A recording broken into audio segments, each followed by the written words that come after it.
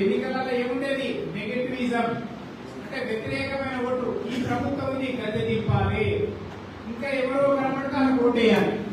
కానీ మొదటిసారిగా నరేంద్ర మోడీ గారు వచ్చిన తర్వాత పాజిటివిజం అంటే ఈ ప్రభుత్వం కావాలని మళ్ళీ కోరుకొని ఏరుకొని మళ్ళీ ఓటేసేటటువంటి సాంప్రదాయాన్ని తీసుకొచ్చినటువంటిది మన ప్రభుత్వమే.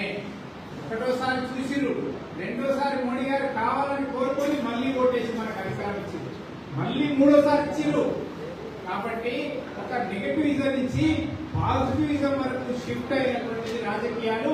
ఆ యొక్క సాంప్రదాయాన్ని నెలకొల్పింది బీజేపీ ప్రభుత్వం. ఈరోజు ప్రజలందరూ కూడా గమనిస్తా ఉన్నారు.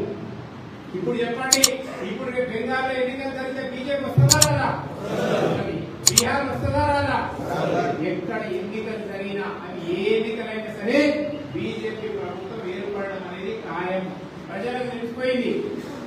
మనం సురక్షితంగా ఉండాలంటే, ఈరోజు మన సరిహద్దులు సురక్షితంగా ఉండాలంటే నరేంద్ర మోడీ గారు ఉండాల్సిందే. మన ఆర్థిక వ్యవస్థ బలోపేతం కావాలంటే నరేంద్ర మోడీ గారు ఉండాలి. నూతన సాంకేతిక పరిజ్ఞానాన్ని ఉపయోగించి ఈరోజు ప్రపంచ దేశాలతో పోటీపడి అన్నింటిలో భారతదేశం భిన్నాన్ని ఉండాలంటే నరేంద్ర మోడీ గారు ఉండాలి. కాబట్టి ఈరోజు ఎందులో తక్కువ అన్నింటిలో కూడా ఈరోజు ప్రపంచ దేశాలతో పోటీ పడుతున్నాం.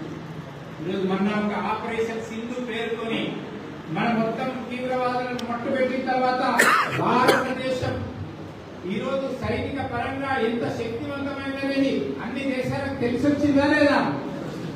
మనం స్వతంత్రంగా తయారు చేసుకున్నటువంటి క్షిపణులు, డ్రోన్లు అన్ని కూడా బ్రహ్మోస్ కావచ్చు, ఆకాశ కావచ్చు, S-400 కావచ్చు.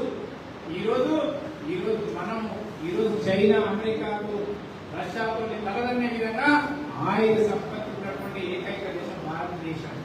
ఈరోజు మన యొక్క సైనికులందరూ కూడా వాళ్ళ ఆత్మస్థైర్యాన్ని మనం ఇస్తున్నాం.